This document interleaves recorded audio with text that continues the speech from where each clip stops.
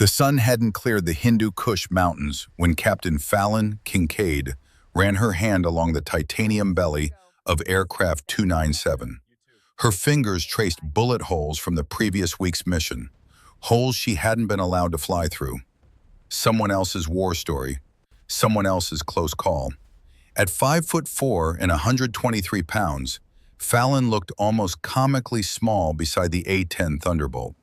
The aircraft wasn't beautiful. It was too angular, too brutal, too honest about its purpose. 30mm Gatling cannon, titanium bathtub cockpit, flying tank designed for one mission, close air support. Get low, get dirty, keep Americans alive. Fallon understood that mission in her bones. She was 26 years old on that September morning in 2012, but the weight in her green eyes belonged to someone who'd been carrying ghosts for 2 decades. Her auburn hair was pulled back in a regulation bun, though a few strands had already escaped in the dry Afghan wind. Freckles dotted her nose and cheeks, Irish skin that burned in the Kandahar sun, no matter how much sunscreen she applied. Her father had those same freckles. Captain Declan Kincaid died on February 27, 1991, when his A-10 took a surface-to-air missile over southern Iraq. Fallon was 5 years old. She remembered the dress uniform officers at the door, her mother's scream, the folded flag that still sat on the mantel back in Cork, gathering dust in silence. They told her father was a hero. They told her he died following orders. Fallon had spent 21 years wondering if those two things were the same. "You're not on the flight schedule today, Kincaid." The voice belonged to Major Derek Thorne, approaching across the tarmac with the unhurried confidence of a man who'd never had to prove his worth to anyone.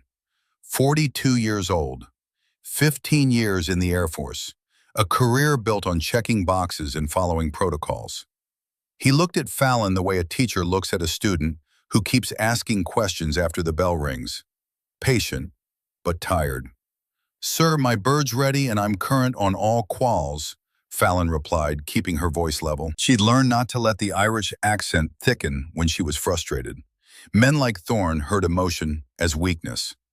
"Your bird?" Thorne stopped 3 feet away, arms crossed.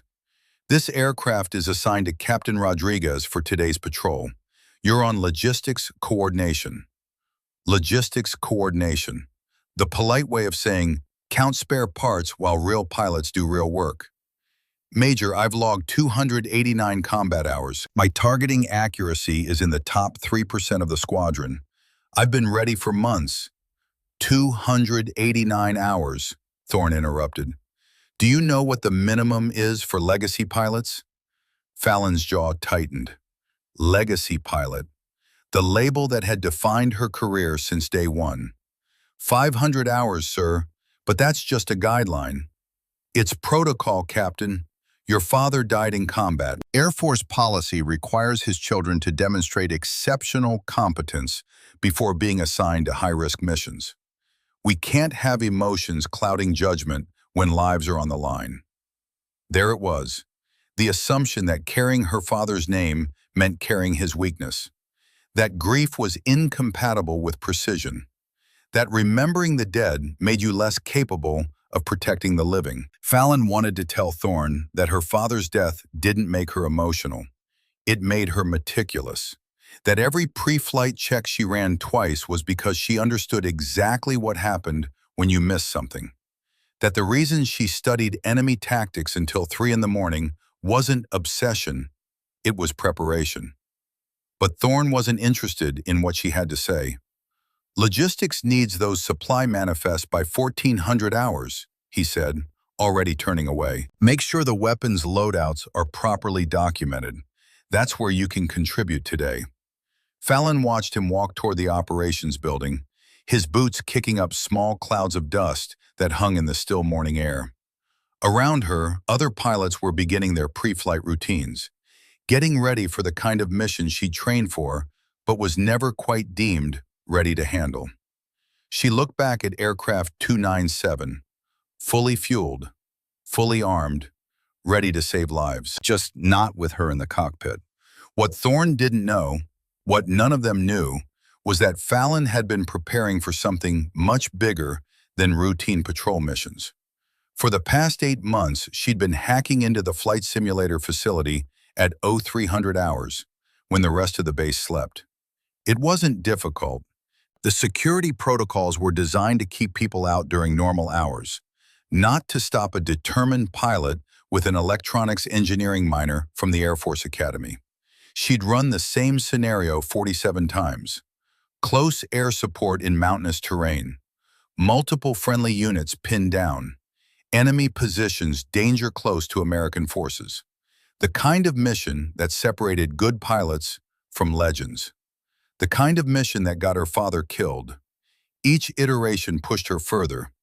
Tighter targeting solutions, lower altitude approaches, closer margins between friendly forces and lethal ordnance.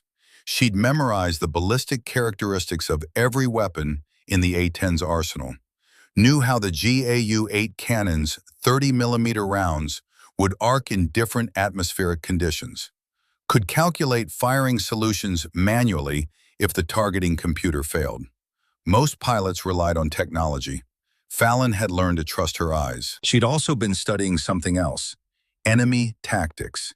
Not just the sanitized intelligence briefings that officers like Thorne presented in morning meetings, but raw intercepts, radio chatter, movement patterns. She'd taught herself Pashto using language software and late-night sessions with a dictionary. 3 weeks ago, she'd intercepted Taliban communications discussing something called the Valley Trap. Coordinated positioning in mountainous terrain, overlapping fields of fire, creating kill zones where American forces could be isolated and eliminated without effective air support. She tried to warn them, presented her analysis in a briefing, showed them the pattern. Thorne had smiled, that patient, tired smile, and told her to focus on her assigned duties. Leave tactical assessment to people with experience. Now, as Fallon walked toward the logistics office to spend another day counting bullets she wasn't allowed to fire, she wondered how many Americans would die because their commanders were too proud to listen. The man watching her from beside the maintenance hangar was 73 years old, but his eyes were still sharp enough to recognize something he'd seen in a mirror 4 decades earlier. A pilot with something to prove and the skill to back it up. Colonel Thaddeus Maddox, call sign Reaper, had retired from active duty 6 years ago with a chest full of medals and a head full of memories he couldn't quite shake. The Air Force had called him back 3 months ago as a senior tactical advisor for the A-10 program. They wanted his experience, his institutional knowledge. What they got was a man who'd spent 21 years wondering if he could have saved his wingman.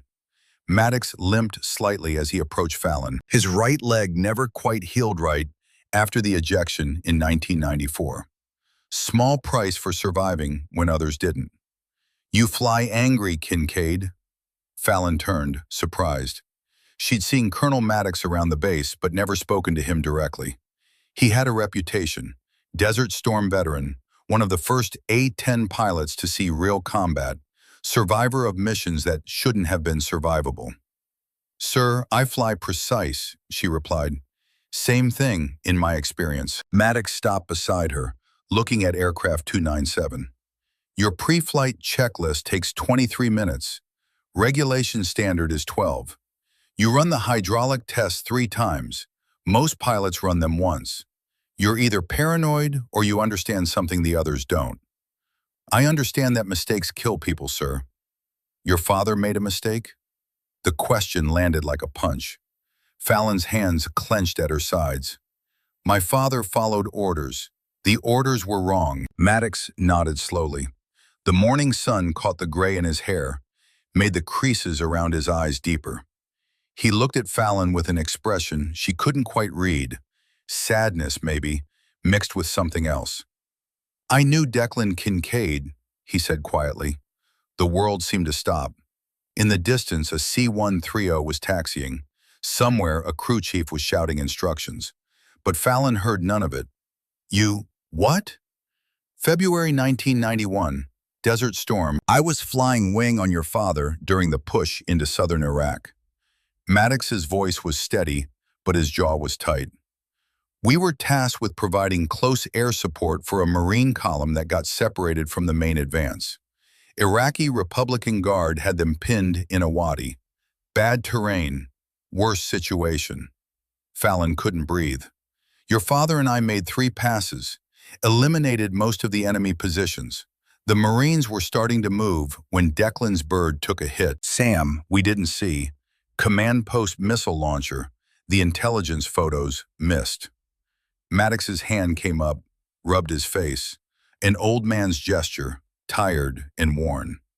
He could have ejected, had time, but there were Marines directly below him. Young kids, 18, 19 years old, just trying to get home. If he'd punched out, his aircraft would have crashed right on top of them. So he tried to steer it away. Bought them maybe 10 seconds.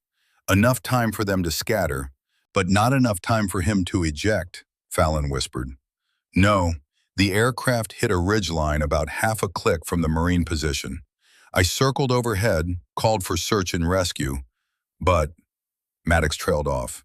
There was no need to finish the sentence. Fallon had heard the official version. Aircraft lost. Pilot killed in action. Hero, medal, flag.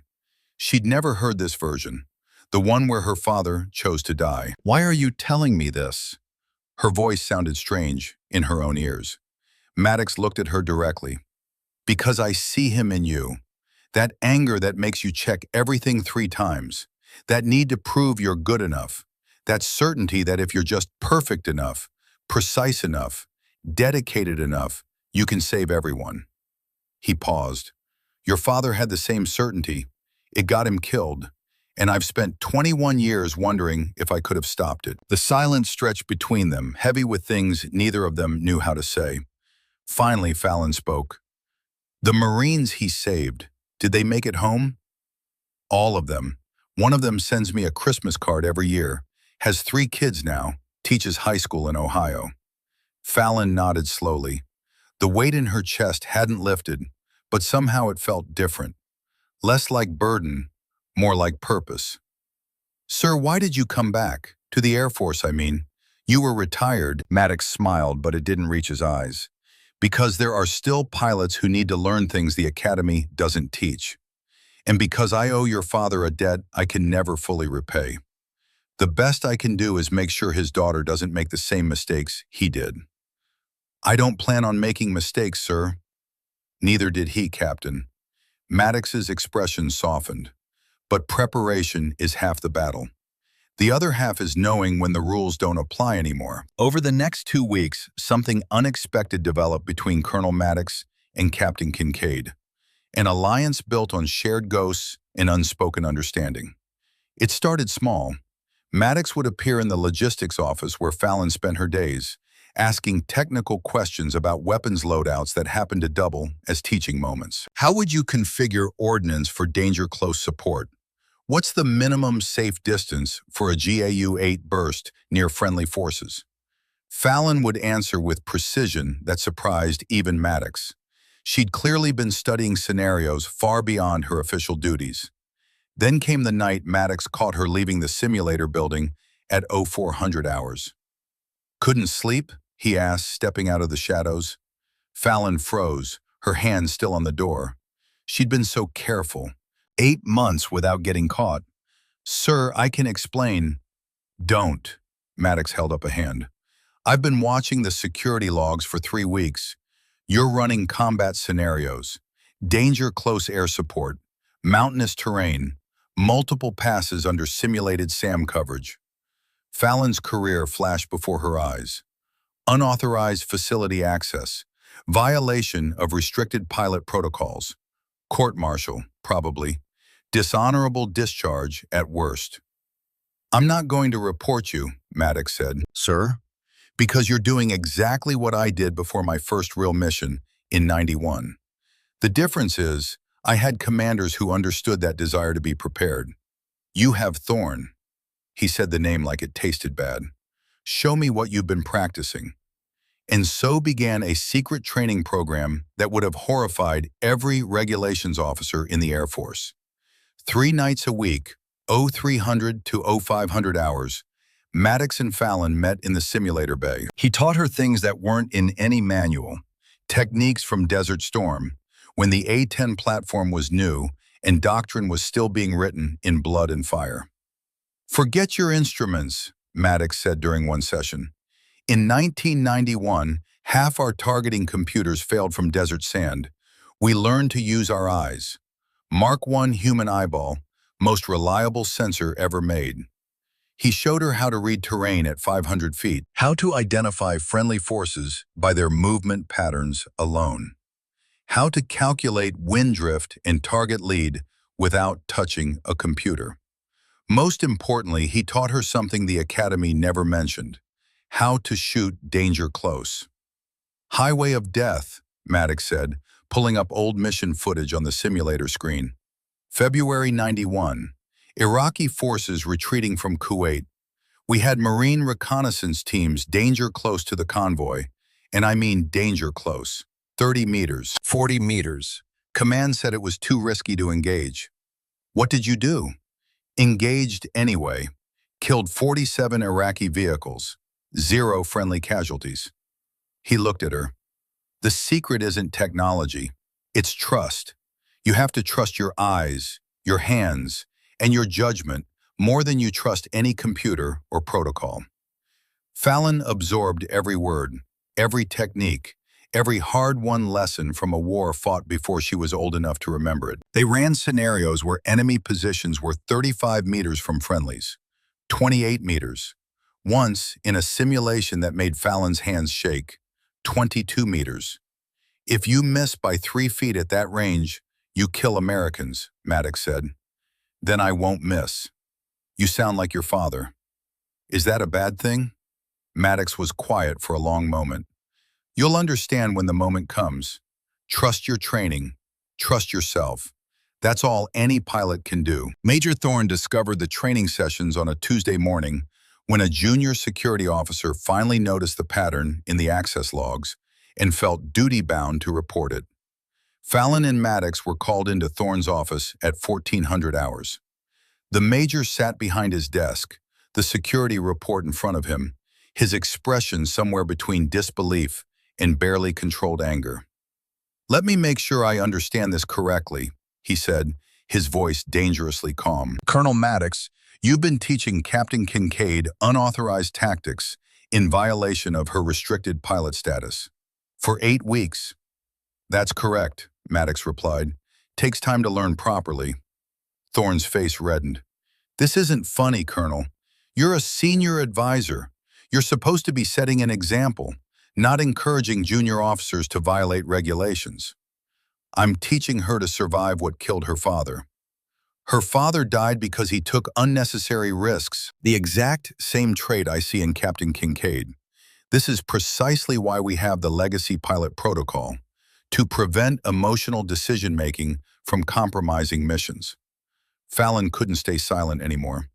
"With respect, sir, my father died because his commanders sent him into a situation without proper intelligence and without backup. He died because the SAM site that killed him wasn't on any reconnaissance photo. He died because someone decided acceptable risk was more important than accurate assessment." "That's enough, Captain." "No, sir, it's not." The Irish accent was coming through now, thick and sharp. "You've kept me grounded for 18 months because you're afraid I'll make emotional decisions. But every decision I make is based on preparation you won't let me talk about, and skills you won't let me use. Meanwhile, you're sending pilots up with half my training and none of my motivation." "Your motivation is exactly the problem," Thorne stood up. "You think this is about proving your father was right? About validating his sacrifice? That's emotional reasoning, Kincaid. That's not how professional military operations work." "Then how do they work, sir?" "We sit in briefings and ignore intelligence warnings because they come from logistics officers instead of tactical planners. We let Americans die in kill zones because extracting them would violate minimum engagement distances." "What are you talking about?" "Korengal Valley, sir. I've been tracking enemy movement patterns for weeks. They're setting up a kill zone with overlapping fields of fire. and their comms mentioned Red Wolf, SEAL Team 7's call sign. They're planning an ambush. Thorne's expression shifted from anger to something more complicated. This is intelligence analysis, not your job. Saving American lives is everyone's job, sir. Maddox had been silent through the exchange, but now he spoke. Major, she's right. I've reviewed her analysis. The pattern is clear. If we have special operations teams moving into that valley without knowing it's a trap, I'll forward her concerns to the intelligence section for evaluation, Thorne interrupted. What I will not do is continue to allow unauthorized training sessions that violate regulations and undermine unit cohesion. He turned to Maddox. Colonel, you're officially prohibited from any further one-on-one instruction with Captain Kincaid. If I receive another report of you accessing the simulator facility outside normal hours, I'll recommend your advisory contract be terminated. Then to Fallon, Captain, your simulator access is revoked, effective immediately. You will confine your duties to logistic support. Any further overreach on your part will result in formal disciplinary action. Am I clear? Crystal clear, sir. Dismissed. Outside Thorne's office, Maddox and Fallon stood in the hallway. Dust motes drifted through shafts of afternoon sunlight. Somewhere in the building, a printer was jamming. Normal base operations continuing while their quiet rebellion crumbled. I'm sorry, sir, Fallon said. I shouldn't have pushed him so hard. Don't apologize for telling the truth. Maddox looked older suddenly, tired in a way that went beyond physical exhaustion. I spent 40 years in uniform. Know what I learned? Sometimes the people in charge are wrong, and sometimes doing the right thing costs you everything. Was it worth it? Your career, I mean, every day I wonder, Maddox said, but I'd make the same choices. The lives we save matter more than the protocols we break. 2 days later, Fallon received an email from her brother. Lieutenant Rory Kincaid was 23 years old, a SEAL Team 7 platoon leader with 3 deployments under his belt and a reputation for being calm under pressure. He looked like their father, same sharp jaw, same intense eyes, but he had their mother's dark hair and easy smile. The email was short. Sis, can't say much about where we're going or what we're doing. You know how it is. But it's the real deal this time. Big operation, high risk, high reward. If things go sideways, I know you'll move heaven and earth to help. That's who you are, just like Dad. Stay safe up there. I need my big sister around to keep me humble. Love, R. Fallon read it 17 times. She noted what Rory didn't say. Didn't mention the target, didn't mention the location, didn't mention when. But she knew. SEAL Team 7, Red Wolf, the Valley Trap. She pulled out her annotated map, studied the terrain around Korengal Valley. If a SEAL team went in there without knowing it was a trap, they'd be torn apart.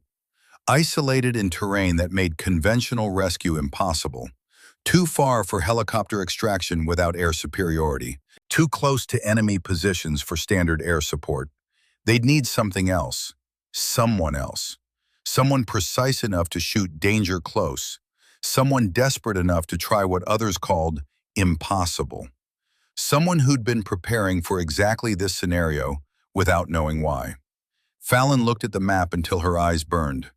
Then she folded it carefully and put it in her pocket, right next to her father's old dog tags that she carried everywhere. Outside her quarters, the sun was setting over the mountains. In 12 hours, the morning briefing would reveal whether her analysis was paranoid fantasy or terrible prophecy. She didn't sleep that night. Instead, she sat at her desk and wrote a letter to her mother, just in case. Mom, if you're reading this, it means I made a choice you probably won't understand. But I need you to know it was the right choice, even if it doesn't feel that way. You raised me and Rory to be good people, to protect those who can't protect themselves, to stand up when it's easier to sit down. You taught us that by example, every day after Dad died, when you could have given up but didn't. Rory became a SEAL because he wanted to honor Dad's sacrifice. I became a pilot for the same reason. And if I don't come back, it's because I was trying to make sure Rory does. I love you. I love Rory. I love Dad, even though I barely remember him. And I promise you this, whatever happens next, I won't make the mistake of waiting for permission to do what's right. Your daughter, Fallon. She sealed the letter in an envelope, addressed it, and placed it on her pillow where it would be found. Then she pulled out the handwritten notes Colonel Maddox had given her during their last training session. Targeting solutions, engagement techniques, lessons learned in blood and fire 21 years ago. If you ever need this, Maddox had said, it means everything went to hell and you're the last option. In that situation, don't think, don't hesitate, trust your training, and do what needs to be done. Fallon studied the notes until she had them memorized. Outside, the base was quiet. Aircraft 297 sat on the flight line, fueled and armed for tomorrow's mission. A mission someone else was scheduled to fly. She checked her watch. 0300 hours, September 15th, 2012. Somewhere in the Hindu Kush Mountains, her brother and 380 other Americans were moving into position for an operation they didn't know was a trap. And Fallon Kincaid, restricted pilot with 289 combat hours and a dead father's legacy, was running out of time to prove that sometimes the people who aren't supposed to save the day are the only ones who can. The emergency klaxon shattered the afternoon quiet at 13:47 hours. Fallon was in Supply Building C, 300 yards from the operations center, conducting the mundane inventory work that had defined her existence for the past 18 months. Checking serial numbers, counting ammunition crates, making sure bullets were properly accounted for, even though she'd never be allowed to fire them in combat. The alarm's piercing wail cut through the building like a physical force. Every person on Kandahar Air Base knew that sound. It meant Americans were in trouble. It meant someone was dying. Fallon dropped her clipboard and ran. Her boots pounded the tarmac as she sprinted toward the operations center. Other personnel were converging from across the base, pilots scrambling from their quarters, maintenance crews abandoning their work, officers emerging from administrative buildings. The controlled chaos of a military installation transforming from routine operations to crisis response. She reached the ops center in 90 seconds, lungs burning from the sprint in 100-degree heat. The building's air conditioning hit her like a wall of cold as she pushed through the door, but she barely noticed. Every screen in the facility was lit up, displaying real-time intelligence feeds and tactical overlays that made her blood run cold. The main display showed a topographical map of eastern Afghanistan. Korangal Valley, rendered in high-resolution satellite imagery, and there, in the natural depression at the valley floor, surrounded by 3 ridgelines marked in hostile red, was a cluster of blue icons representing American forces. 381 blue icons. Major Thorne stood at the center of the operations hub, surrounded by junior officers and communication specialists, his face carved from stone as he processed incoming reports. Captain Jensen from intelligence was at his shoulder, pointing to various elements on the tactical display. The radio traffic was constant, overlapping voices, call signs, status reports bleeding together into a symphony of controlled panic. Fallon pushed through the crowded room until she could see the main screen clearly. Her eyes locked onto the tactical overlay, and everything she'd predicted, everything she'd warned about, was right there in red and blue. "Sir, we have confirmation," Senior Airman Bradley announced from his communication station. SEAL Team 7 and attached 75th Ranger elements are pinned down in grid square Tango 742. Initial count is 381 personnel surrounded by an estimated 800-plus enemy fighters. 381. The number hit Fallon like a physical blow. "What's the tactical situation?" Thorne's voice cut through the noise with command authority. Captain Jensen pulled up a detailed analysis on the secondary display. Enemy forces have established firing positions on 3 ridgelines, designated Alpha, Bravo, and Charlie. They've got heavy machine guns, RPGs, and at least 4 confirmed surface-to-air missile sites. Our people are in a depression at the valley floor with minimal cover and no viable extraction routes. Fallon's eyes tracked across the display. The enemy positions were exactly where she'd marked them on her map 2 weeks ago. The kill zone was precisely where she'd predicted. The trap had been sprung exactly as she'd warned, and Thorne had told her she was overthinking it. Helicopter extraction? Thorne asked, though his tone suggested he already knew the answer. Negative, sir, replied Chief Master Sergeant Williams from the logistics station. Those SAM sites have overlapping coverage of any potential landing zones. We already lost one Chinook attempting to get within rope extraction range. 8 crew members KIA. No way to get helicopters in there without eliminating those missile positions first. 8 dead. 8 Americans who tried to save others and paid the price. The number would climb higher if something didn't change. Then we eliminate the SAMs, Thorne said flatly. What's our air support capability? 4 F-16 Fighting Falcons inbound from Bagram, Jensen replied, checking his data feed. ETA 22 minutes. They're loaded with precision-guided munitions, JDAM and paveway laser-guided bombs. Should be able to handle the SAM sites and provide cover for extraction birds. Fallon stepped forward before she could stop herself. Sir, what about the enemy positions danger close to our people? The room seemed to notice her for the first time.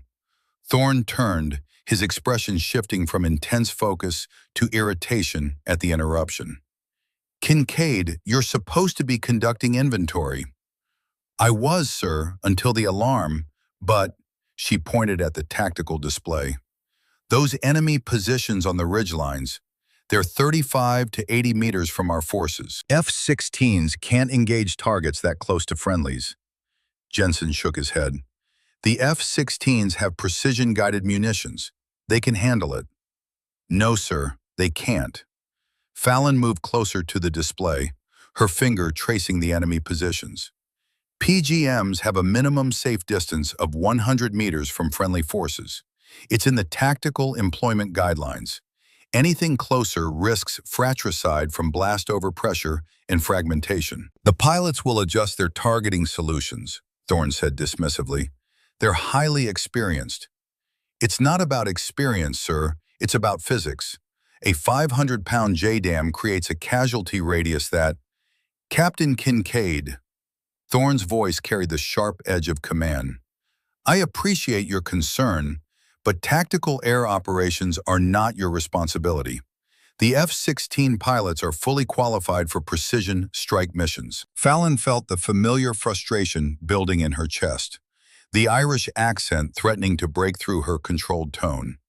Sir, the A-10s could handle danger close support. The GAU-8 cannon can deliver precision fire at ranges the F-16s can't match. We have 4 birds on the line, fully loaded and... The A-10s are assigned to other missions. What other missions, sir? Routine patrol? Because there are 381 Americans about to die in a valley I told you 2 weeks ago was a trap. The room went silent.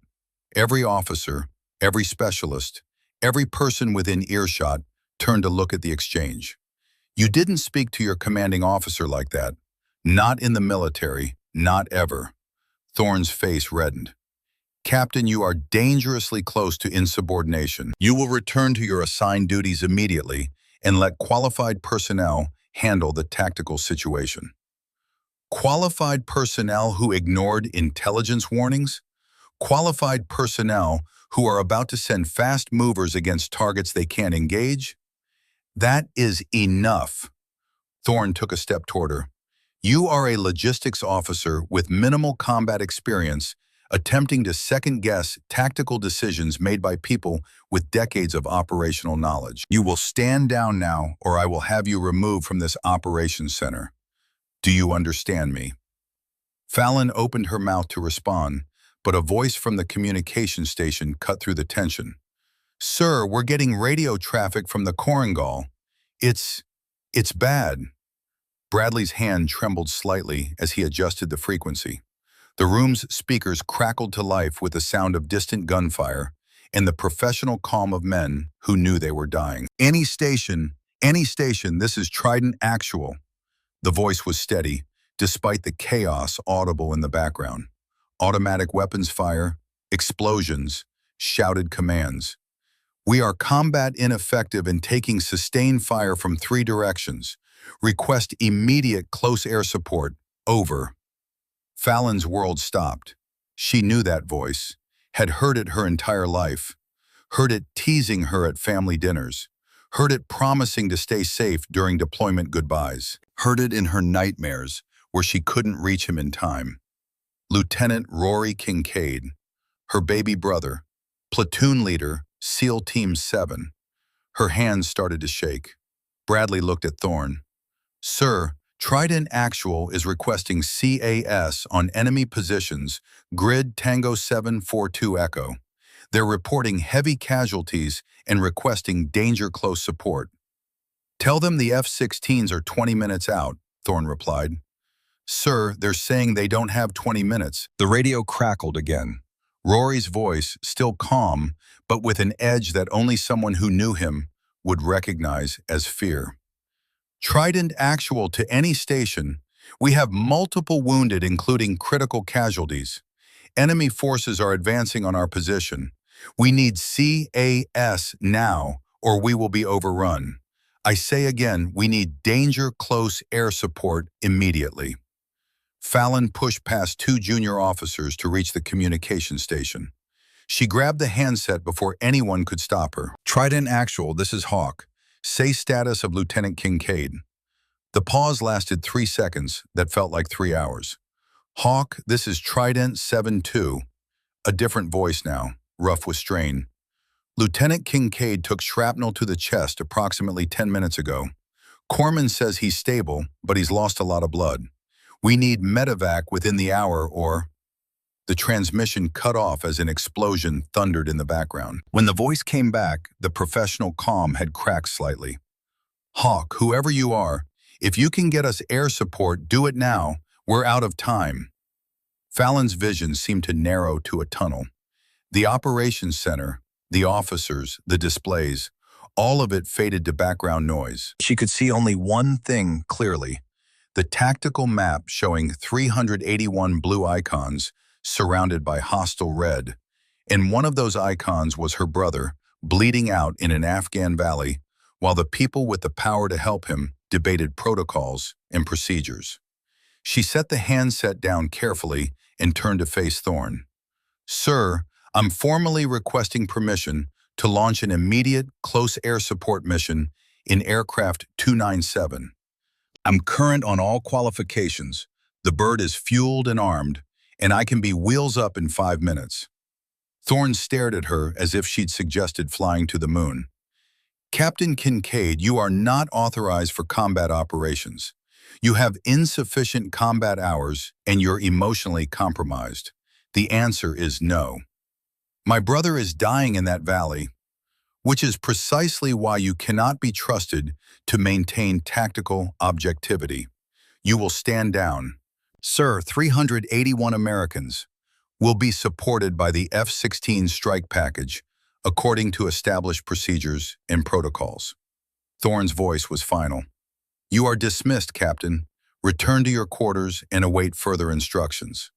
Fallon looked around the operations center, at the officers who wouldn't meet her eyes, at the specialists monitoring communications from men who were dying, at the tactical display showing a situation that would get worse before it got better, if it got better at all, at Major Thorne, who had the authority to send her to help, and the blind faith in procedures that would prevent him from using it.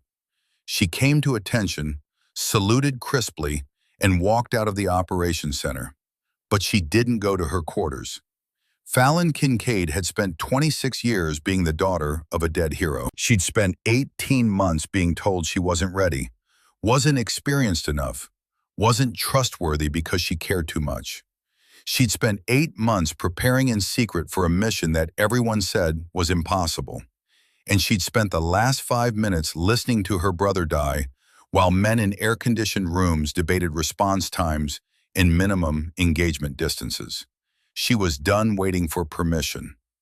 Her quarters were a 4-minute sprint from the operations center. She burst through the door and immediately began stripping off her utility uniform. Flight suit first, the sage green Nomex that every combat pilot wore, built to survive fire and keep you alive during ejection. Her name tape was stitched above the right breast pocket, Kincaid. Her father had worn one just like it. She pulled on her survival vest, checking each pocket by feel. Emergency radio, signal flares, first aid kit. The routine was automatic, muscle memory built from thousands of repetitions. Her hands knew what to do, even as her mind raced through calculations, fuel load, weapons configuration, time to target, engagement sequences. On her desk was a small frame holding a photograph from 2 years ago. Fallon in her dress uniform at her commissioning ceremony, Rory beside her in his seal dress whites, both of them grinning like idiots while their mother stood between them, trying not to cry. Simpler times. Before Fallon understood that sometimes the system fails the people it's supposed to protect, she grabbed her flight helmet and survival gear. But before she could leave, there was a knock at her door. Not the aggressive pounding of security coming to detain her. A single, measured knock. She opened it to find Colonel Maddox standing in the narrow hallway. The old pilot looked at her flight suit, her helmet, the determination in her eyes, and nodded slowly. "I heard the communications traffic," he said. "Your brother's in that valley." "Yes, sir. And you're planning to do something monumentally stupid and career-ending." "Yes, sir." Maddox was quiet for a moment, his weathered face unreadable. Then he reached into his pocket and pulled out a folded sheaf of papers. The handwritten notes from their training sessions, targeting solutions, engagement techniques, lessons learned from missions that predated modern doctrine. "I wrote these after Desert Storm," he said, handing them to her. "Back when half our targeting computers failed and we had to do everything manually. Danger close engagement protocols that aren't in any official manual because they were developed in the field when we didn't have time for proper testing." Fallon took the papers with hands that had stopped shaking. "Sir, if I do this, they'll know you helped me. They'll revoke your pension, end your contract. I'm 73 years old, with more money than I need and more guilt than I can carry." Maddox's eyes were bright with something that might have been tears or might have been fierce pride. 21 years ago, I watched your father die because I couldn't get to him fast enough. I'm not going to watch his daughter lose her brother because I was too scared to break some rules. They'll court-martial both of us. Probably, he smiled without humor. But court-martial beats living with yourself when you know you could have saved 381 Americans and chose not to because of paperwork. "Sir, Stop calling me sir and start saving your brother. You've got maybe 15 minutes before Thorne figures out what you're planning." Maddox pulled out a small radio from his other pocket. "I'll patch into your frequency from here. Can't fly with you, but I can talk you through the hard parts. Now go save your brother." That's an order from a colonel, which means you have to follow it. Fallon felt something break inside her chest, something hard and cold that had been holding her together through 18 months of frustration and dismissal. She embraced Maddox quickly, fiercely, the way you hug someone when you're not sure you'll see them again. "Thank you, sir. Thank your father. I'm just settling a debt." He stepped back. "And Kincaid? Don't you dare get yourself killed. I didn't train you to be a martyr. I trained you to be the best goddamn close air support pilot the Air Force never deserved." Fallon ran. Aircraft 297 sat on the flight line in the afternoon sun, its ugly beauty rendered in gray and green camouflage. The A-10 Thunderbolt looked like what it was, a gun with wings. 30mm Gatling cannon mounted on the centerline, titanium bathtub around the cockpit, enough armor to survive ground fire that would shred any other aircraft. Fallon's father had died in an earlier version of this same machine. Now she was going to use it to make sure his son didn't follow him. The pre-flight inspection that normally took her 23 minutes happened in 90 seconds. Fuel, full. Hydraulics, green. GAU-8 ammunition, 1,100 rounds of 30-millimeter depleted uranium. Maverick missiles, 2.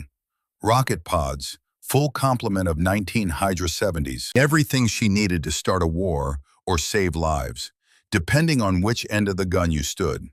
She climbed the ladder and dropped into the cockpit, her movements precise despite the adrenaline flooding her system. Harness straps over shoulders, lap belt secure, helmet connected, oxygen mask sealed. The ritual of preparation that every combat pilot had performed since humans first strapped machines to their backs and decided to fight gravity. Engine start sequence. Auxiliary power first, then the twin General Electric turbofans spooling up with their characteristic whine. The aircraft came alive around her, hundreds of systems performing their automated checks, the machine waking up and asking if its pilot was ready for war. Fallon was ready. Her radio crackled with tower communications.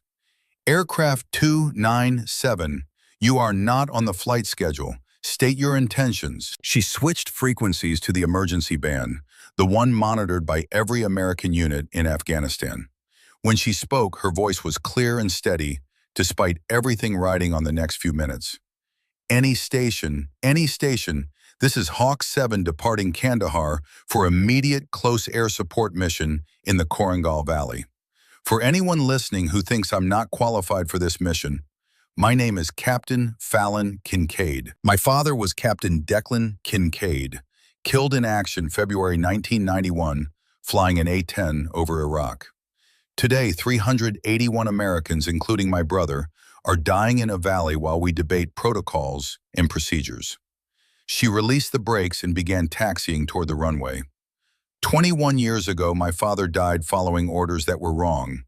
Today, I'm refusing to follow orders that are wrong. If I don't come back, I hope someone tells my mother that her daughter died trying to save her son. If I do come back, I'll face whatever consequences the Air Force decides I deserve. But right now, 381 American heroes need someone willing to break rules to do what's right. Hawk 7 wheels up in 30 seconds.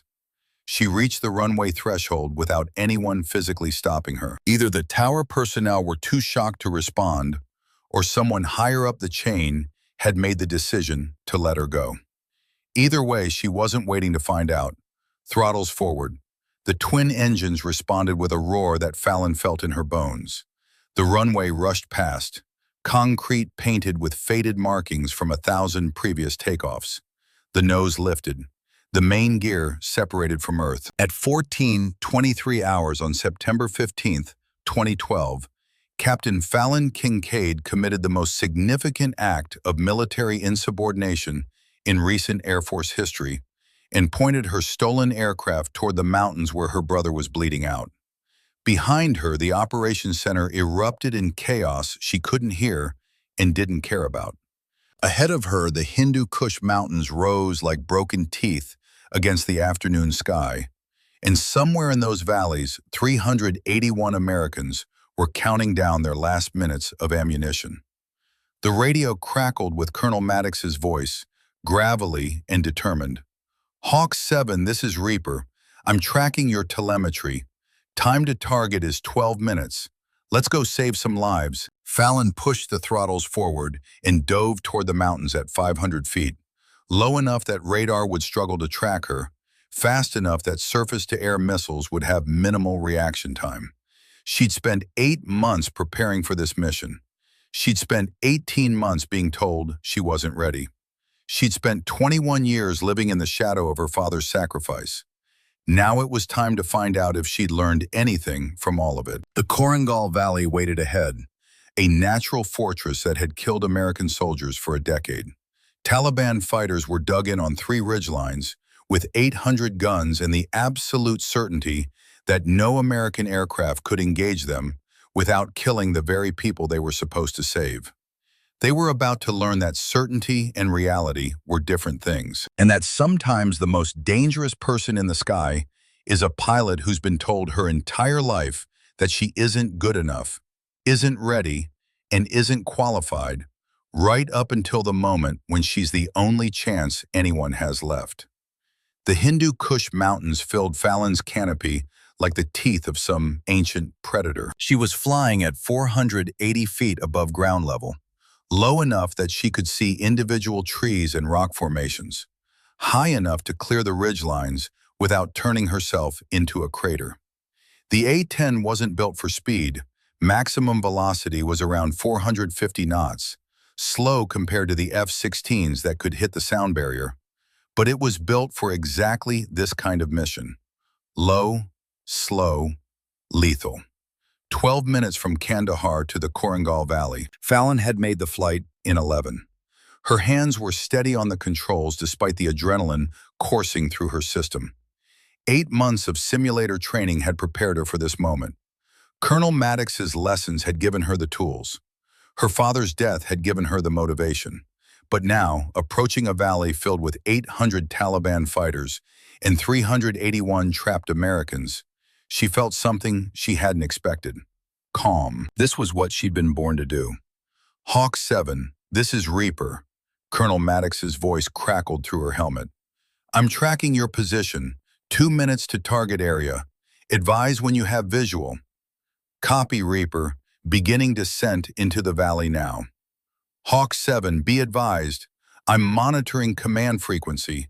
Major Thorne is ordering you to return to base immediately. F-16 strike package is inbound. ETA 14 minutes. 14 minutes. Her brother had been told he had maybe an hour when he took that shrapnel. That was 15 minutes ago. Medevac couldn't launch until the SAM sites were neutralized.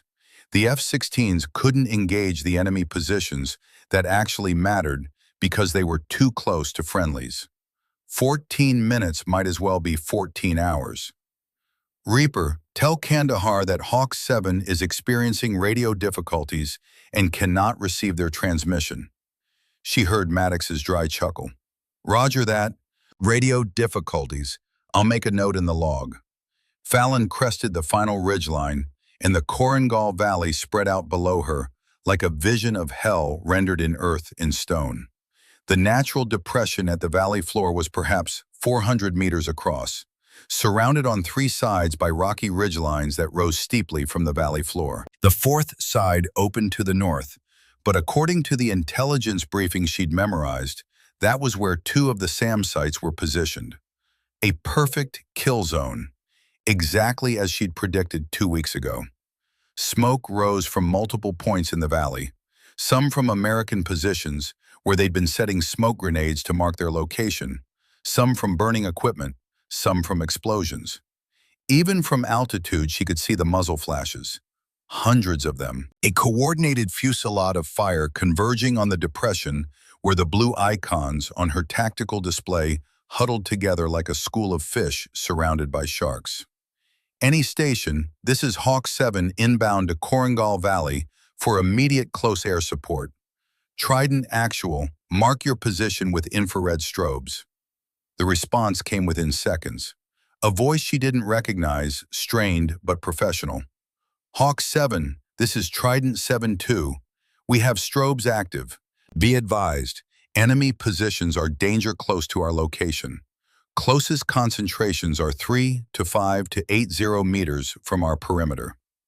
35 meters, just over 100 feet, close enough to hit with a well-thrown rock. Trident 7-2, roger. Understand danger close. I'm configured for precision engagement. What's the status of Lieutenant Kincaid? Another pause. Gunfire rattled in the background of the transmission. When the voice came back, it carried weight. Hawk 7, Lieutenant Kincaid is... A longer pause. Ma'am, who is this? This is his sister. Tell me he's alive.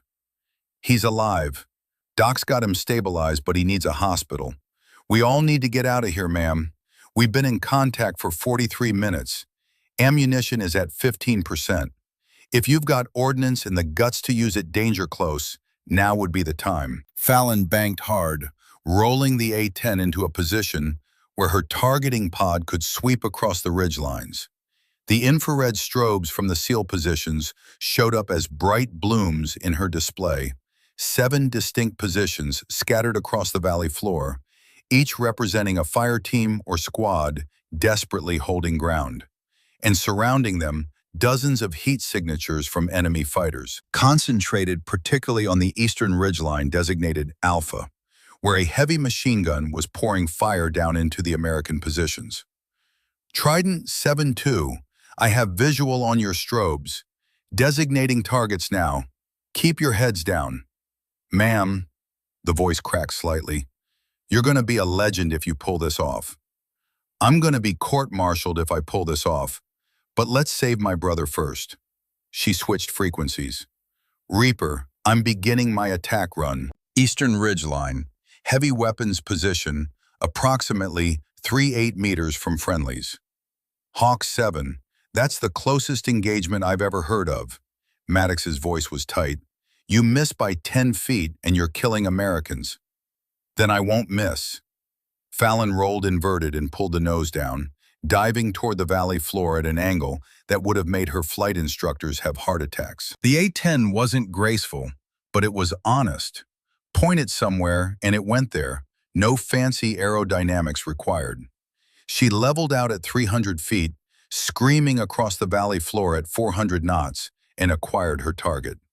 The machine gun position was exactly where the thermal imaging showed it, a rocky outcropping on the eastern ridgeline with clear fields of fire down into the valley. She could see the muzzle flashes, could see the tracers arcing down toward American positions, could see, in her mind's eye, each of those rounds finding flesh and bone and ending lives. Not anymore. Her targeting reticle settled on the position. Range, 800 meters in closing. The GAU-8 cannon was slave to her helmet-mounted sight, which meant wherever she looked, 1,100 rounds per minute of 30-millimeter death would follow. 600 meters, 500, 400. Guns, guns, guns, she called, and pressed the trigger. The GAU-8 Avenger cannon was the most beautiful piece of machinery ever designed for killing. 7 barrels rotating at 4,000 revolutions per minute, each round a depleted uranium penetrator moving at 3,400 feet per second. When it fired, it produced a sound that enemy fighters called the Devil's Belch, a deep, resonating brrrt that lasted 2 seconds and delivered approximately 70 rounds on target. The rocky outcropping where the machine gun had been positioned simply ceased to exist. Stone exploded into fragments. The thermal signature of enemy fighters flared bright and then went dark. 38 meters away, American SEALs felt the shockwave, but remained untouched. Trident 7-2, target neutralized. Give me another position. Hawk 7. The voice was jubilant now, adrenaline and hope mixing together. Western Ridgeline, RPG team, approximately 4-2 meters from our position. Fallon was already banking hard left, pulling G-forces that made her vision tunnel slightly. The A-10 could handle it. The question was whether she could. Her father had pulled these same maneuvers 21 years ago. Somewhere in the seconds before that SAM hit him, he'd been doing exactly what she was doing now, threading the needle between precision and catastrophe, trying to save Americans who needed him. She wondered if he'd been scared, then decided it didn't matter. Fear was just another variable to manage. The RPG position came into view. 3 fighters clustered around a launcher, preparing to send another rocket toward the trapped Americans. They never got the chance. 2-second burst, 70 rounds. The position disappeared in a cloud of dust and debris. Trident 7-2, second target neutralized. Status? Hawk 7, enemy fire is decreasing on our eastern flank. We're still taking heavy contact from the north. Can you engage the SAM site grid Tango 742 Delta? SAM site, surface-to-air missiles, the weapons that had killed her father and would kill her if she gave them the chance. Roger, Trident, engaging SAM site now. She pulled up, gaining altitude for a Maverick shot. The AGM-65 Maverick was a fire-and-forget missile with a 65-pound warhead and enough punch to destroy a tank. more than enough to eliminate a SAM site. The targeting pod showed the position clearly, two vehicles and what looked like a command post. She locked the missile, waited for the tone indicating successful acquisition, and squeezed the trigger. The Maverick dropped from its hardpoint and ignited, accelerating away from her aircraft on a tail of white smoke. 3 seconds later, the SAM site erupted in a fireball that Fallon could see from 3 kilometers away. Trident 7-2, SAM Site Alpha is destroyed. Helicopters should be able to enter the area once we clear the remaining threats. Understood, Hawk 7. We've got multiple wounded who need immediate medevac. How much ordnance do you have left? Fallon checked her weapons display. 1 Maverick missile, 17 Hydra 70 rockets, 960 rounds of 30mm ammunition. Enough to continue the fight, but not enough to eliminate every enemy position in the valley. She'd have to be selective, surgical. Precisely the kind of flying that everyone had told her she wasn't ready for. Trident 7-2, I'm good for multiple passes. Give me your priority targets. For the next 8 minutes, Captain Fallon Kincaid conducted a masterclass in close air support that would be studied in Air Force tactical schools for decades. Pass 3 eliminated a mortar position 48 meters from friendlies. The enemy had been dropping rounds into the American perimeter with methodical precision. Fallon's cannon fire silenced them permanently. Pass 4 destroyed an enemy command post. The thermal signature showed at least a dozen fighters gathered around what must have been their leadership element. One burst from the GAU-8 in the Taliban coordination collapsed. Pass 5 took out a machine gun nest that had been pouring enfilading fire across the entire valley floor. The gun crew never saw her coming. Pass 6 targeted an RPG team that had been maneuvering for a shot at the SEAL medic station. Fallon put rounds through their position with surgical precision, close enough that Rory's team felt the concussion, but far enough that they remained unharmed. By the time she rolled into Pass 7, the enemy fire was noticeably diminished. The Taliban fighters who remained were no longer coordinating their attacks. They were breaking, running, trying to escape the angel of death that kept appearing overhead with her terrible cannon and her impossible accuracy. But Fallon wasn't done. Pass 7 was for the second SAM site, the one positioned on the northern ridge that had prevented helicopter extraction. She dove toward it at an angle that brought her within range of the missiles themselves. A calculated risk that made every instinct scream at her to break off. She didn't break off. Reaper, I'm engaging SAM Site Bravo. This is gonna get interesting. Hawk 7, those missiles have a lock-on time of 4 seconds. You're flying into their engagement envelope. I know, but if I don't take them out, the medevac birds can't land. She armed her last Maverick missile and locked the target. The SAM site was tracking her now. She could see it on her threat display. 4 seconds until they could fire. 3 seconds until her missile was in range. Time moved like honey. The tone sounded. Lock acquired. She squeezed the trigger and immediately rolled into a defensive break, pulling 8 Gs as she dove toward the valley floor. The missile flew true, impacting the SAM site just as the enemy was preparing to fire. The explosion was massive. Secondary detonations as stored missiles cooked off. A pillar of smoke and fire that rose hundreds of feet into the Afghan sky. SAM Site Bravo is destroyed, Fallon called, leveling out at low altitude. Extraction corridor is open. Hawk 7, this is Trident 7-2. The voice was different now, steadier, filled with something like awe. All enemy positions in our immediate vicinity are neutralized. We have a corridor to the north for extraction. Helicopters inbound, ETA 6 minutes. I don't know how you did what you just did, ma'am, but you just saved 381 lives. 381. The number that had been written off as acceptable losses. The number that included her brother. Trident 7-2. What's the status of Lieutenant Kincaid? He's conscious and asking who the hell is flying that A-10. When I told him it was his sister, he said, and I quote, Of course it is. She's always been the crazy one in the family. Fallon felt something release in her chest, a knot of fear she hadn't fully acknowledged until this moment.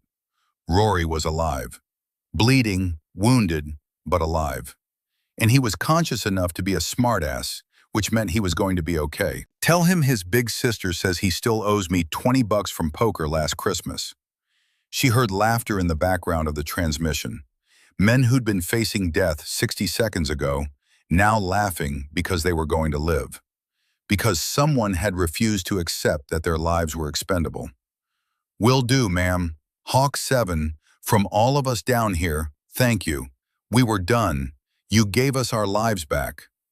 Fallon's throat was tight. She keyed the mic, but couldn't speak for a moment. Finally, Trident 7-2, just make sure you all go home and hug your families. That's all the thanks I need. She banked away from the valley, her aircraft trailing smoke from minor damage she'd taken during the attack runs. Nothing critical, but enough to make the flight back to Kandahar more interesting than she'd prefer. Colonel Maddox's voice crackled through her helmet. Hawk 7, that was the finest display of close air support I've witnessed in 40 years of military aviation. Your father would be proud. Reaper, I couldn't have done it without your training. Negative, Hawk 7. I gave you tools. You had the courage to use them when everyone else said it was impossible. That's all you. A pause. Now comes the hard part. You've got to land that bird and face Major Thorne. Fallon checked her fuel gauge. 15 minutes of flight time remaining. Enough to reach Kandahar with minimal reserves. Reaper, what's the mood back at base? Mixed. The operations center has been monitoring your engagement. They know you just pulled off something that shouldn't have been possible, but you also stole a $20 million aircraft and violated direct orders from your commanding officer. There's going to be consequences. I know. Are you ready for them?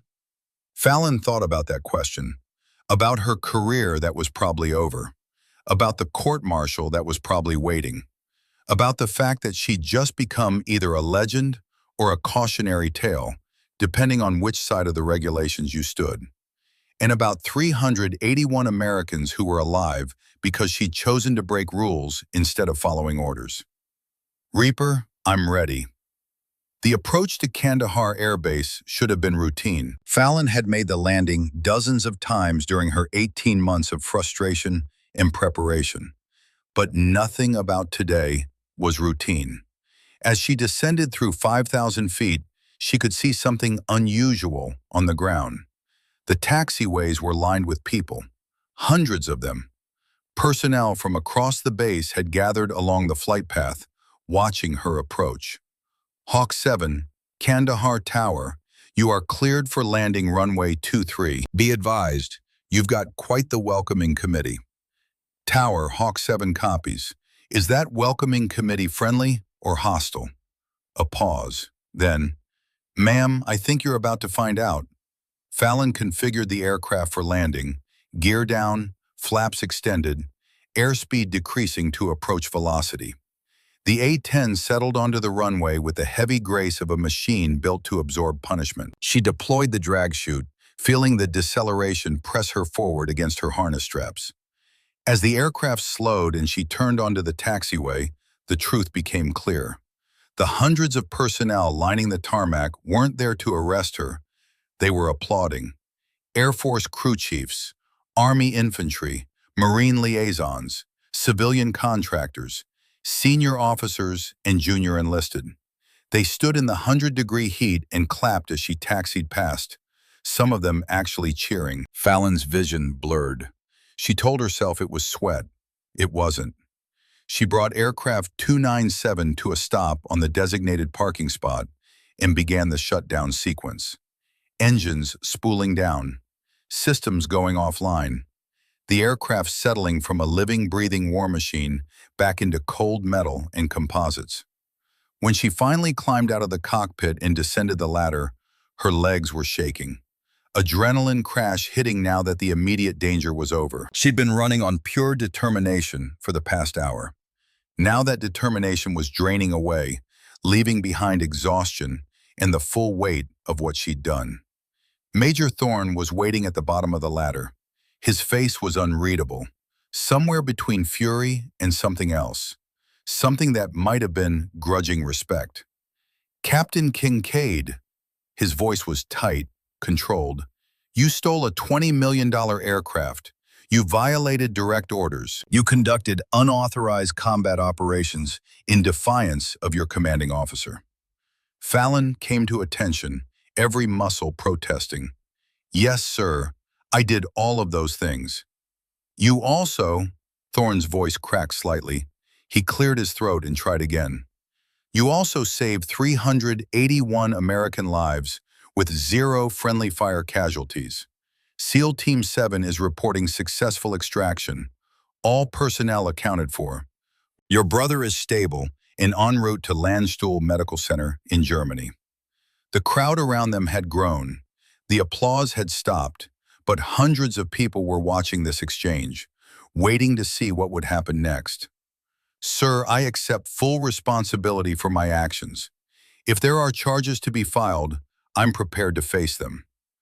Thorne looked at her for a long moment. Then he did something Fallon had never seen him do.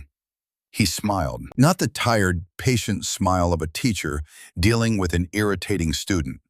A real smile, genuine and warm. Captain, you're either the bravest pilot I've ever met or the most reckless. I honestly can't decide which. He extended his hand.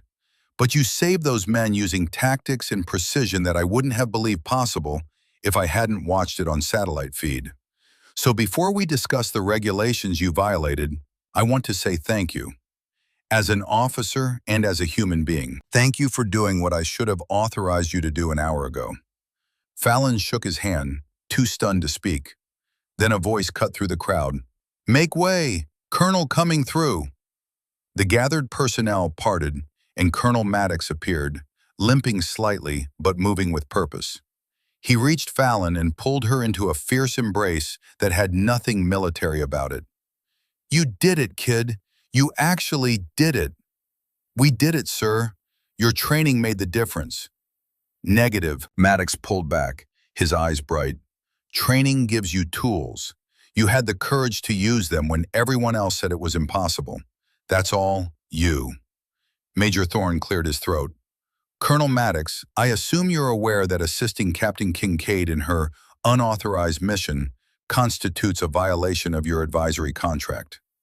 I am aware, Major, and you're prepared to face consequences for that assistance? Maddox straightened, and suddenly he wasn't a 73-year-old retired officer.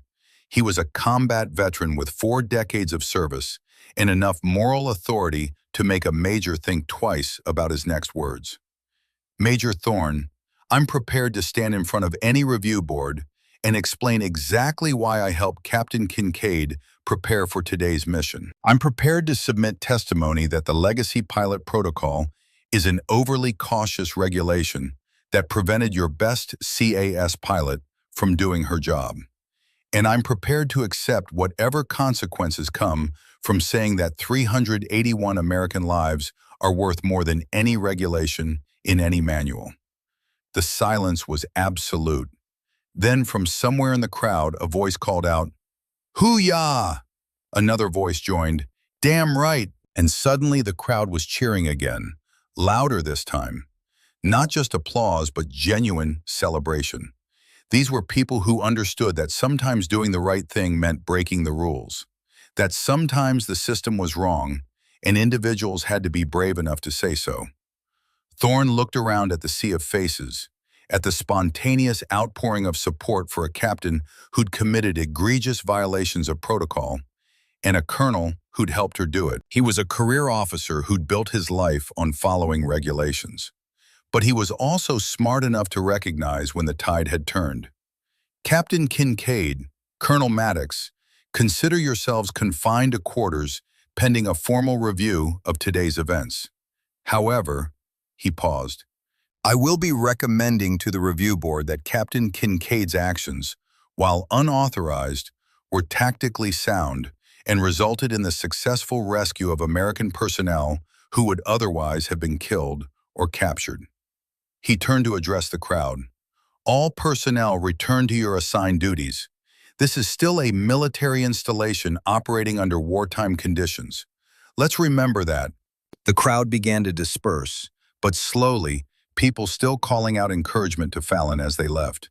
She stood in the center of it all, overwhelmed and exhausted, and more alive than she'd felt in 18 months. Colonel Maddox leaned close and whispered, "Welcome to the club, kid.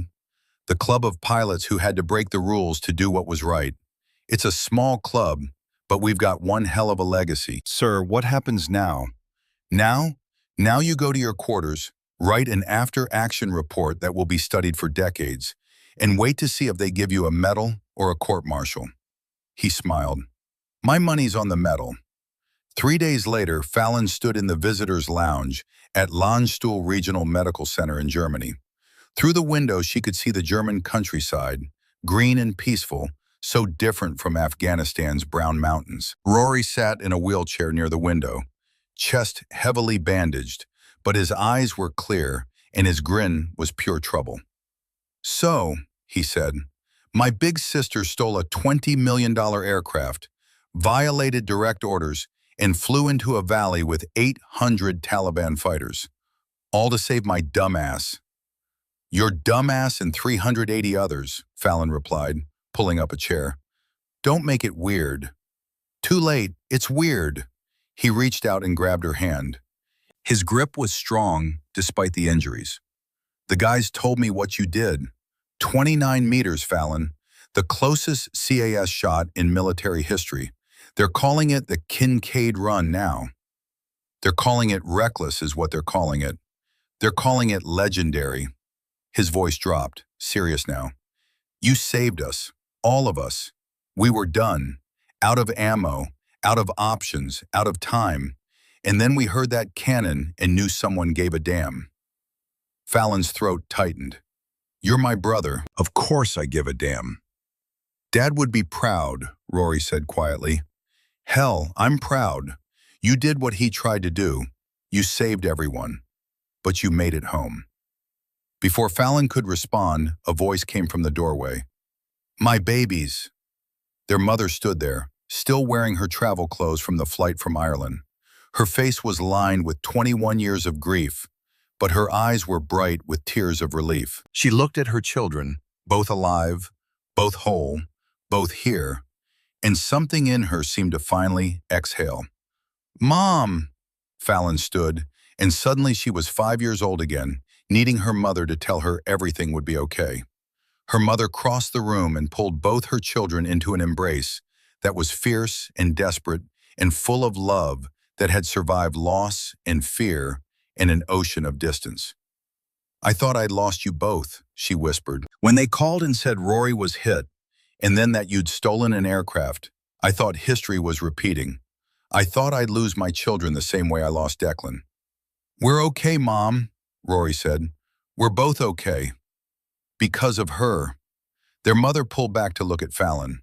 "Because you wouldn't let the rules matter more than your brother's life. Because you're as stubborn and brave as your father ever was." Fallon felt the tears she'd been holding since Kandahar finally break free. "I just did what Dad would have wanted." "No," her mother said firmly. "You did what your father tried to do, but you lived, and that makes all the difference." She touched Fallon's cheek. "He would be so proud, and so am I." They stood there, the 3 Kincaids who'd survived, holding each other in a German hospital while autumn sunlight streamed through the windows.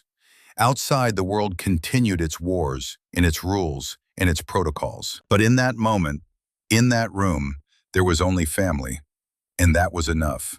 6 months later, Captain Fallon Kincaid stood in front of a classroom at Nellis Air Force Base in Nevada, the home of advanced tactical training. The patch on her shoulder read, "CAS Development Program, Chief Instructor." Auburn hair now cut shorter, more professional, but the same green eyes that missed nothing. Behind her, a large screen showed helmet camera footage from the Korengal Valley mission. Her mission, though she still had trouble thinking of it that way. The classroom was full of pilots, men and women from multiple services, all of them selected for advanced close air support training, all of them watching her with the kind of attention that came from knowing they were learning from someone who'd done something extraordinary. The key to danger-close engagement, Fallon said, her Irish accent barely audible after months of lecturing, isn't technology. Technology gives you tools, but tools are only as good as the judgment of the person using them.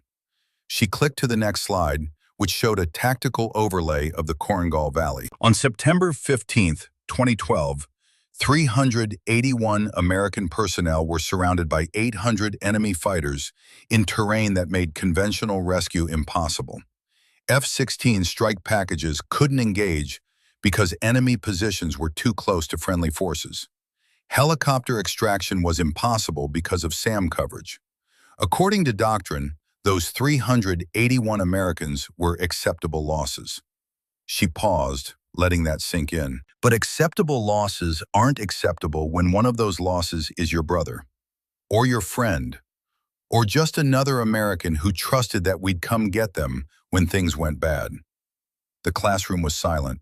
Every pilot there understood what she was saying. Every pilot there had made the calculation. What would I do if the rules said I couldn't help? The A-10 Thunderbolt gave me the tools I needed. The GAU-8 cannon is accurate enough for danger-close work if you're willing to trust visual acquisition over computer targeting. The aircraft is tough enough to absorb ground fire that would destroy faster platforms. And the mission profile, low, slow, close, is specifically designed for exactly the kind of support that saved those men. She clicked to another slide showing engagement distances. My closest shot that day was 29 meters from American forces, less than 100 feet. Miss by 10 feet at that range, and you're killing the people you're trying to save. But hit your target and you create an opening where there wasn't one before. A hand went up in the back. Young lieutenant, fresh-faced and eager. Ma'am, how did you develop the confidence to take those shots? The regulations say minimum safe distance is. The regulations are guidelines based on average conditions and average pilots, Fallon interrupted. But sometimes you're not in average conditions. Sometimes you're in the worst conditions imaginable, and you're the only option available. In those moments, you have to trust your training and your judgment more than you trust a manual written by people who weren't there. Another hand. Ma'am, did you face disciplinary action for violating orders? Fallon smiled. I faced a review board, spent 2 weeks thinking I was going to be court-martialed. Instead, I was awarded the Distinguished Flying Cross and assigned to develop new training protocols for danger-close CAS. She gestured around the classroom.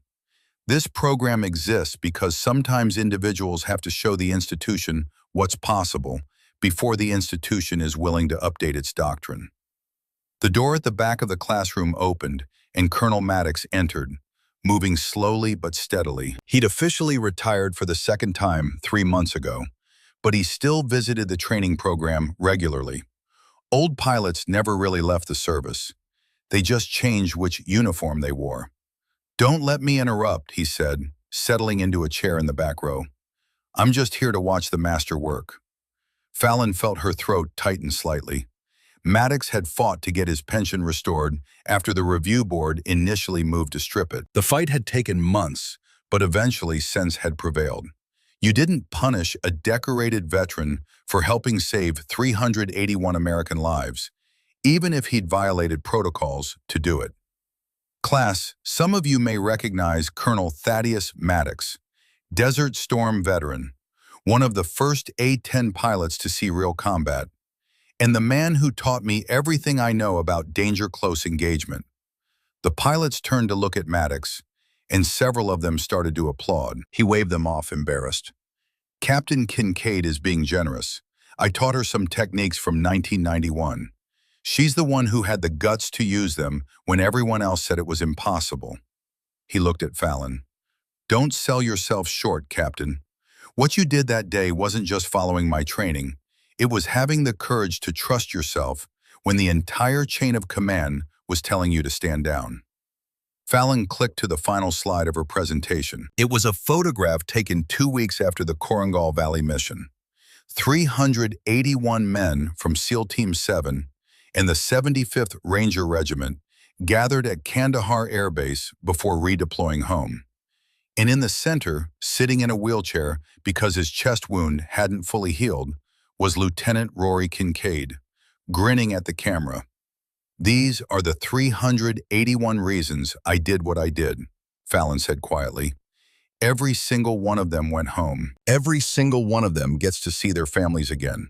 Some of them will have kids who wouldn't have been born if I'd followed orders. Some of them will save lives in their own careers because they were alive to do it." She looked around the classroom at the young pilots who would carry these lessons forward. When you're up there and the situation goes to hell, when the rules say you can't help and your instincts say you have to, that's when you find out what kind of pilot you really are. Technology is important. Training is essential. But courage is what makes the difference between doing your job and doing what's right. The lecture ended with more applause. Pilots filed out, some of them stopping to shake Fallon's hand or ask questions about specific engagement techniques. She answered each one patiently, remembering when she was the one asking questions that people didn't want to hear. When the classroom was empty except for her and Maddox, the old colonel stood and walked to the front of the room. "Your father would be proud," he said. "Hell, I'm proud. You took a bad situation and turned it into a victory because you refused to accept that those men were expendable. Sir, I keep thinking about what would have happened if I'd followed orders, if I'd stayed on the ground like Thorne wanted. Don't think about that. You didn't follow orders, and 381 Americans are alive because of it. That's the only thing that matters. The review board cleared me, but some people still think I was wrong to do what I did. Some people will always think that. They're the ones who've never had to make a real decision under pressure." Maddox put a hand on her shoulder. "You did what your father did. You protected Americans who needed protection, even when it cost you personally. The difference is, you survived. Now you get to teach others how to do the same thing. Did you ever regret it, sir? The decisions you made in Desert Storm that went against doctrine? Every day I wonder if I made the right choices," Maddox said. "But I don't regret saving the lives I saved. I don't regret teaching you what I learned. And I don't regret that my last act in uniform was helping my wingman's daughter become the pilot he would have wanted her to be." Fallon felt tears threatening and blinked them back. "Thank you, sir, for everything. Don't thank me yet. You've still got 30 years of service ahead of you. Plenty of time to break more rules and save more lives." He headed for the door, then paused. "By the way, your brother called me yesterday.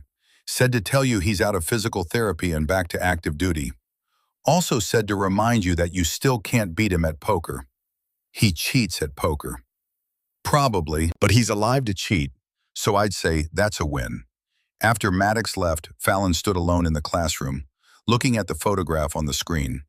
381 faces, 381 lives, one impossible mission that became possible because someone refused to accept the unacceptable.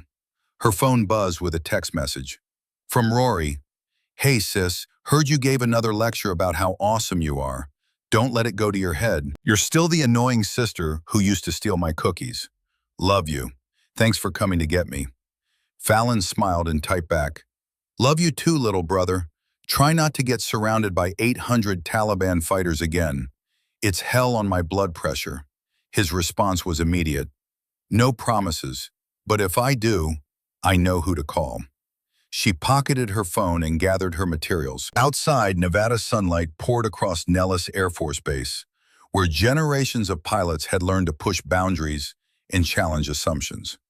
Where the legacy of her father and Colonel Maddox and everyone who'd ever refused to accept impossible continued in the hands and hearts of young aviators who would carry those lessons into the next conflict.